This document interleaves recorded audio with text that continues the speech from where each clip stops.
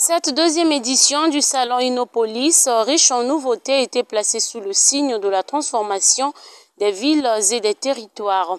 Elle avait pour objectif la présentation des solutions permettant de construire des territoires plus démocratiques, intelligents, durables et résilients.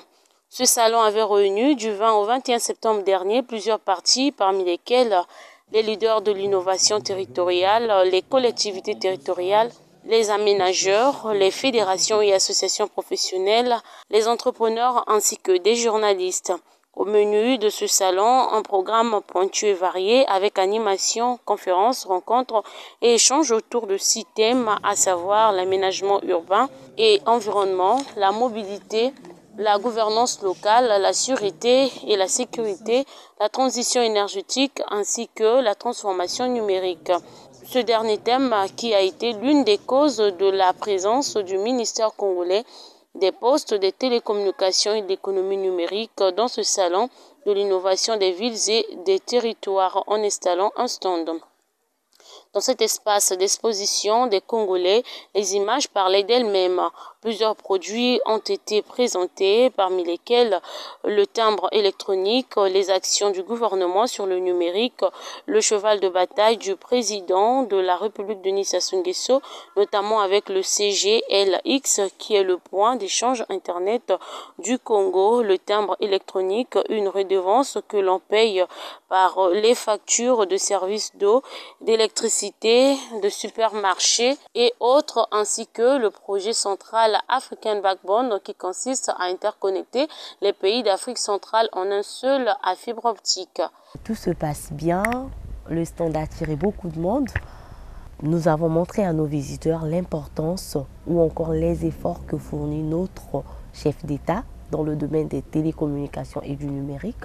Aujourd'hui, presque tout le Congo est couvert par le réseau des télécommunications et cela est une fierté pour nous Congolais. Le numérique est son cheval de bataille plutôt et nous accompagnons notre chef d'État dans cette vision. Voilà pourquoi nous avons voulu être présents à ce salon de l'innovation. Concernant le business, le chef d'entreprise du conseil juridique, Marien Edgar Missingu, a représenté les hommes d'affaires congolais par le biais de son cabinet Winner Business Consulting basé à Pointe-Noire. Vous avez déjà senti l'enthousiasme que les Européens ont réservé à cette communication. Nous n'avons fait que rappeler les textes qui existent déjà au niveau du pays. Vous savez que nous avons eu la chance d'avoir des instruments juridiques qui viennent couronner, n'est-ce pas, l'arsenal juridique des affaires au Congo. Donc c'est de ça que nous avons parlé.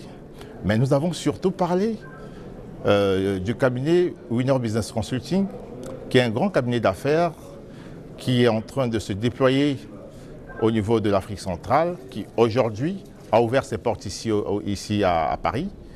Donc, comme vous le constatez, vous avez assisté à l'ouverture de nos bureaux de Paris.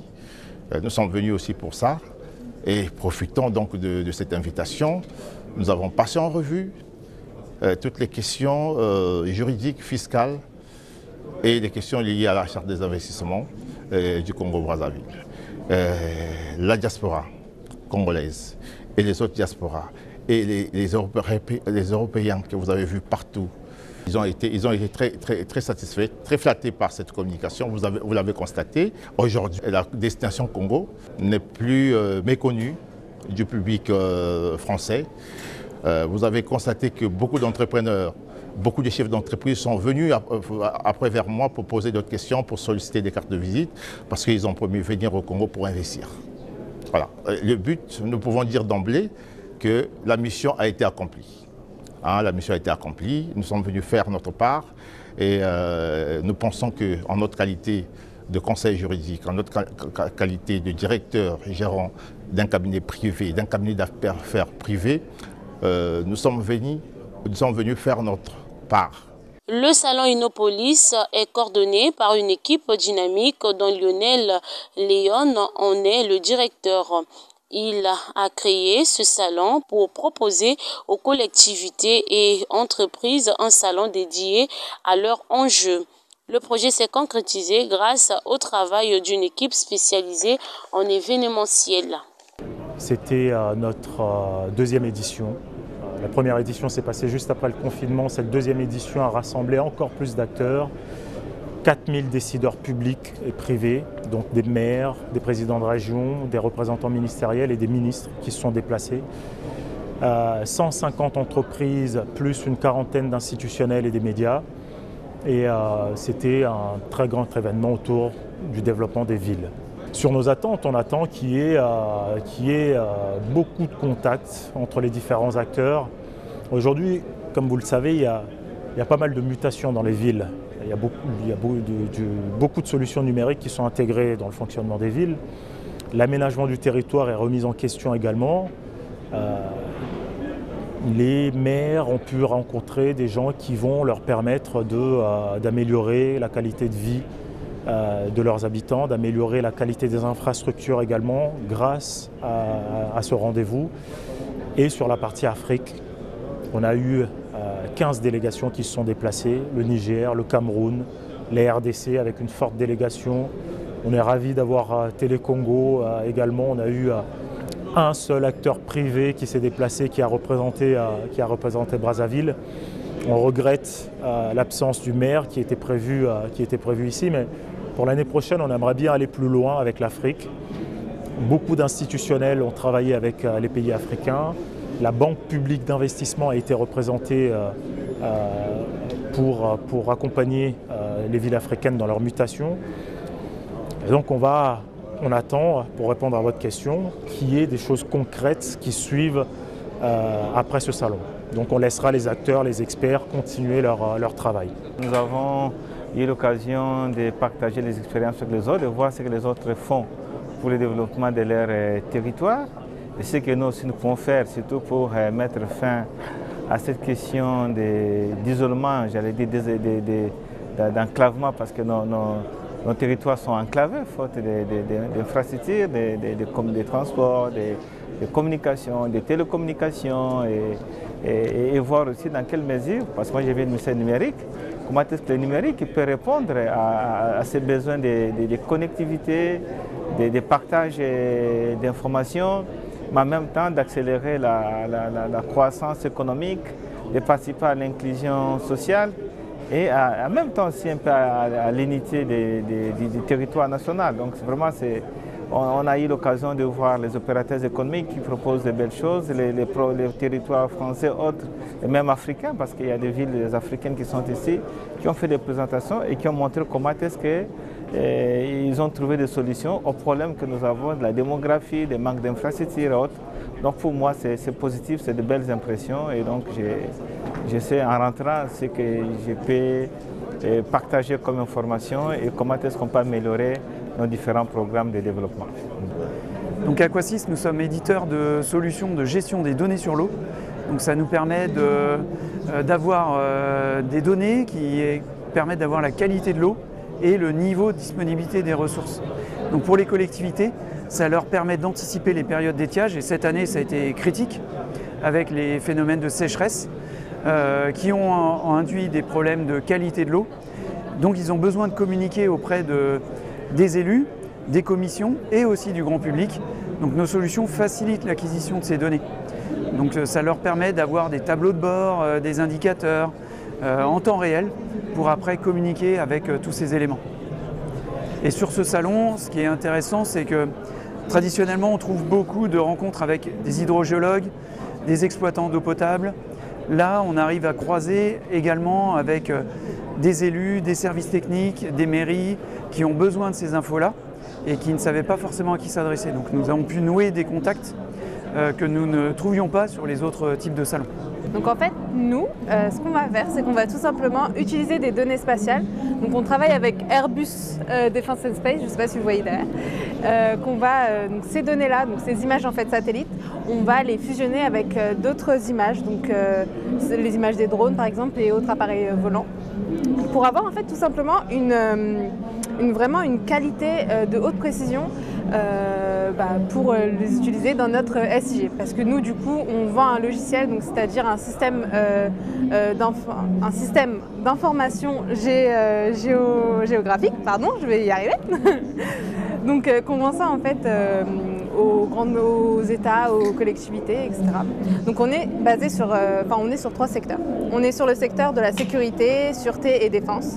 On va être un appui aux forces armées, donc on va transmettre toutes ces données-là, toute cette imagerie au gouvernement qui sont nos clients, pour qu'ils puissent suivre en fait les territoires pour surveiller en fait, tout simplement. On va être après sur l'environnement. On va avoir un rôle de protecteur et on va surveiller aussi certains environnements, comme par exemple l'érosion côtière. Donc là vous voyez en bas, on parle de ça. On va réduire en fait, on va essayer de réduire l'empreinte environnementale avec notre SIG. On va pouvoir aussi prédire sur 5 ans, voire plus, vraiment sur le long terme, par exemple le niveau des eaux dans le sol. Donc là, on aura vraiment une grande technologie par rapport à ça. On va être aussi sur l'aménagement urbain ou le smart city, comme vous voulez. Et là, en fait, on va utiliser la technologie du cadastre. Donc on va faire en fait une cartographie des territoires qu'on va pouvoir en fait aménager. Par exemple, imaginons, petit exemple, on va pouvoir suivre l'état d'avancement d'un chantier par exemple. Ou sur un territoire, s'il y a des piscines, par exemple en France, on va pouvoir détecter quelle piscine a bien été payée totalement. Donc voilà. Donc on est sur ces 3 secteurs-là. On fait maintenant partie de la communauté des Deep Tech de la BPI France. Donc en fait la Deep Tech c'est tout simplement les nouvelles technologies.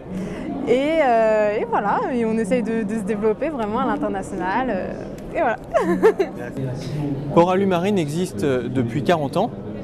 On est les spécialistes de l'aménagement de ports de plaisance. D'accord ? Donc on conçoit, on fabrique et on installe des plateformes flottantes en aluminium.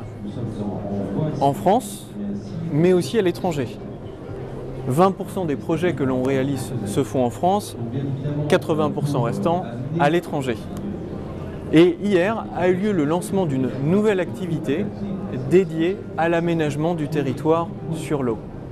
L'objectif, c'est de transposer un espace public sur l'eau. Ça peut être un jardin, un parc, un terrain de sport ou une terrasse.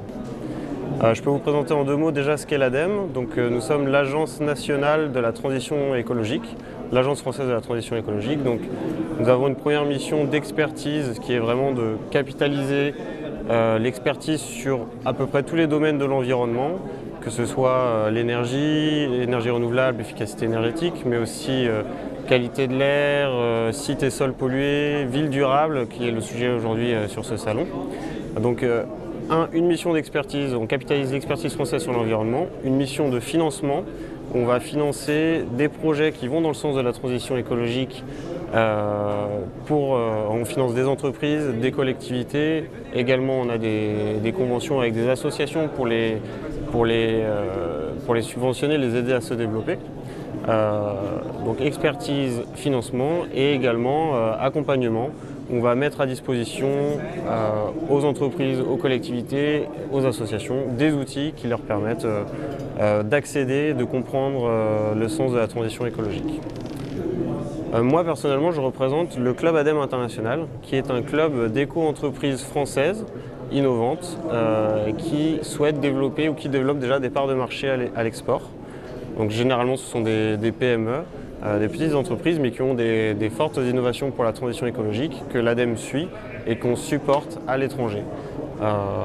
Notre rôle c'est vraiment de les aider à se fédérer, à se connaître entre elles, à travailler ensemble sur des projets à l'export, Et puis nous, on communique sur ces innovations dans lesquelles on croit et qu'on souhaite faire bénéficier d'autres pays. Parce que vraiment, c'est souvent des petites boîtes donc qui ont peu d'accès. Nous, on ouvre les portes grâce à notre institution aux réseaux internationaux, que ce soit nos collègues de Business France, qui est l'agence nationale de l'export, et puis d'autres réseaux français ou internationaux d'entreprises et de collectivités. On a une direction internationale dans l'agence dont le rôle est vraiment de travailler sur des programmes ou des partenariats avec des pays ou des institutions homologues dans les pays du monde entier. Et cette direction est organisée par zone géographique. Notamment, on a une personne dédiée au pourtour de la Méditerranée, donc Afrique, ça va être tout ce qui est Maghreb sur la Méditerranée. Et on a une personne qui est dédiée à l'Afrique subsaharienne, qui est aussi une zone prioritaire de partenariat pour la France, de manière générale, et donc également dans la transition énergétique.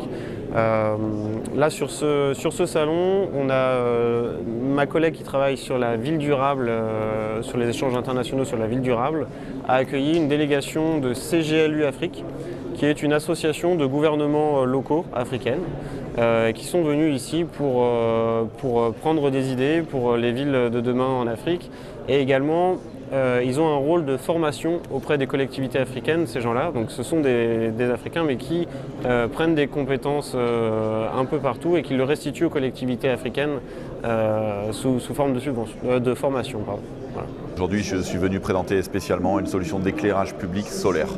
Donc il s'agit d'une lanterne qui recharge la journée et qui va apporter de la lumière la nuit à toutes les communautés, toutes les populations.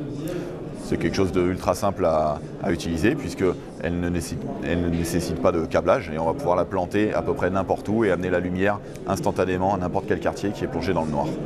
J'étais dans le pavillon africain pendant 2 jours, j'ai vu passer beaucoup de nationalités et j'ai apprécié énormément les échanges avec toutes sortes de personnes, que ce soit des élus, des représentants publics ou bien des architectes, des bureaux d'études. Voilà, on a vu pas mal de monde, il y a beaucoup d'intérêt pour nos solutions d'éclairage solaire.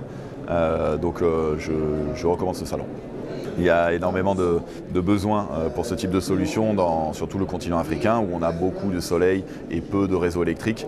Donc c'est vraiment une solution qui est dans l'air du temps, qui coûte pas très cher malgré les idées reçues. Donc évidemment c'est pour ça que je suis là et je cherche des relais et des partenaires qui connaissent bien leur pays pour pouvoir proposer ce type de solution. En plus du congrès Innopolis Expo est composé de 5 espaces de conférences, de débats, à savoir le pôle urbain des îles, l'agora centrale, le village des territoires connectés, l'espace de débat et la scène Afrique. La préservation de l'environnement, les changements climatiques et les sujets liés au développement des jeunes Africains étaient au centre de l'exposé de Wilfried Loria Nodorego, coordonnateur du Conseil présidentiel français pour l'Afrique, représentant du président de la République française Emmanuel Macron à la 2e édition du salon Innopolis Expo. Il est important que la coopération soit gagnant-gagnante et qu'il y a eu une opportunité avec le monde qui bouge, avec ce qui s'est passé avec le Covid, avec la guerre en Ukraine, avec le changement climatique, et que l'Afrique avait énormément d'atouts à faire valoir à nous, Africains, de définir quelles sont nos conditions pour améliorer cette coopération-là et surtout former les jeunes pour pouvoir participer à l'industrialisation de l'Afrique et éviter finalement de baser en fait uniquement l'activité économique sur les matières premières. Les matières premières c'est bien, mais pouvoir les transformer, créer des emplois pour les jeunes, c'est aussi important. Le salon Innopolis Expo est un lieu de rassemblement, de réflexion, d'échange et d'exposition-vente ainsi que d'espaces de publicité dans les stands concernant certaines administrations et associations évoluant dans le domaine de l'innovation tous azimuts. Parce qu'en fait, on voit bien que le numérique est donc au cœur de cette transition. Et c'est pas un numérique, c'est pas n'importe quel numérique. Il faut que ce soit un numérique maîtrisé, un numérique sobre et un numérique aussi sûr. Et ensuite, si vous voulez, il y a aussi le sujet de la territorialisation, c'est-à-dire que cet équilibre, cette gestion, elle ne peut pas être uniquement à l'échelle d'un bâtiment. très vite on est à l'échelle d'un territoire multi-acteurs, d'où effectivement une représentation 3D et un pilotage 3D. Et donc c'est le premier sujet. Le deuxième sujet, c'est l'appropriation par les citoyens. Je donne juste un exemple, mais aujourd'hui, si on vous demande de faire Paris-Lyon en voiture, mais que vous n'avez pas de compteur ni de jauge, c'est pas possible. Et de consommer 5 litres au 100, ça marche pas. Aujourd'hui, on est encore dans cette situation. Hein, et en plus, maintenant, vous avez un mix énergétique, c'est-à-dire que vous avez une voiture qui roule à la fois à l'hydrogène, à l'électricité, et puis au thermique. Et on va vous dire, tiens, mais non, c'est pas 5 litres au 100, c'est tant de carbone. Donc ça marche pas. Donc il faut effectivement avoir des outils pour modéliser ça. Et là, on voit bien que c'est incontournable. Alors, du coup, je donne la parole à Gwenaëlle Carfandang, qui est justement innovatrice sur ces sujets, qui est membre de la SBA, et qui pousse effectivement nos cadres de référence, je reviendrai dessus tout à l'heure, mais R2S et R2S for Grid, sur le pilotage énergétique à la fois au niveau du bâtiment et des territoires.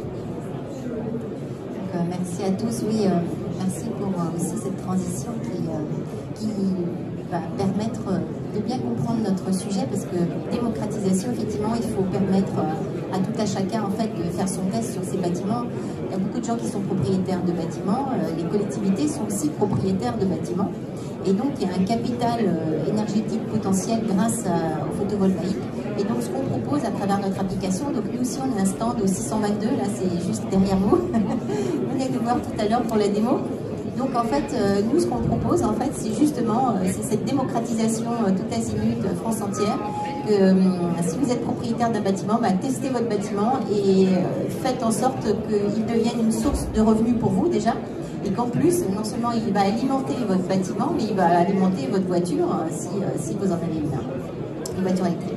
Donc c'est ça, c'est le principe de simuler en fait le devenir de cette marge de manœuvre d'énergie locale qui pourra venir compléter votre mix énergétique perso ou politique aussi au niveau des villes. Donc on a une plateforme qui s'appelle UrbanSync, et donc voilà, on a deux applis. Celle dont je vais vous parler, c'est celle d'Aténergie. On en a une autre aussi qui s'appelle SynCity, qui est plutôt faite pour les aménageurs de sites et les sites industriels. Donc, mais concentrons-nous en fait sur Aténergie avec les trois slogans qui ont été évoqués par les intervenants précédents. Donc, décarbonation certes, hein, donc on a alors le niveau européen c'est Fit for 55, hein, c'est sorti au mois d'août, hein, je ne sais pas si vous avez vu ça, mais ça pousse à faire des économies, faire une baisse de CO2 à 55% et non plus à 40%. Donc ça augmente encore le gap.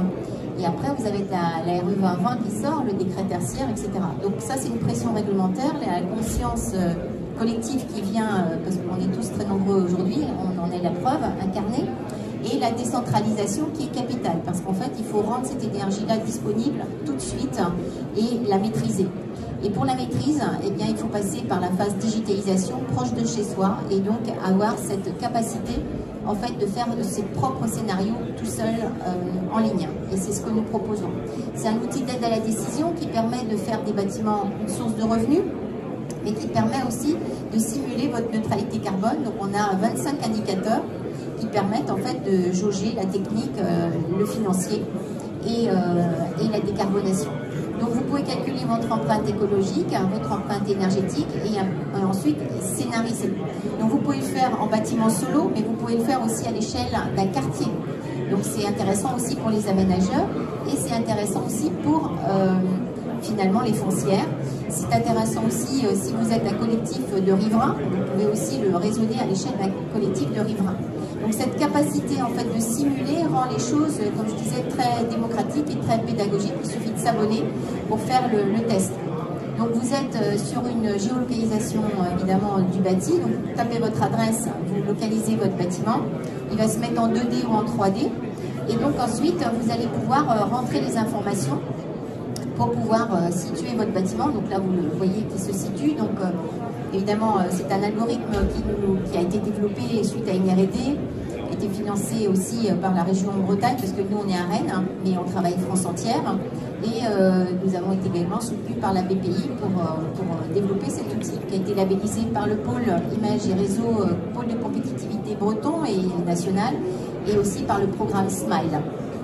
Donc ça permet de simuler en 2D et en 3D, et ensuite vous avez en fait un rapport qui vous permet de voir en bâtiment solo le résultat exact suivant vos consommations. Évidemment, l'intérêt c'est qu'on est connecté à la donnée du compteur Linky, hein, il suffit que vous nous donniez les accès. Donc le flux de données des compteurs Linky va arriver directement dans l'appli, et donc vous allez, et c'est en temps réel. Donc on a une application qui fonctionne en temps réel et qui permet de démocratiser complètement la connaissance de l'information, et du coup vous avez un soutien et une spécialisation de votre décision. Vous devenez acteur de votre décision, c'est exactement ce que vous venez de dire. Dans les faits, aujourd'hui, ça marche. Voilà.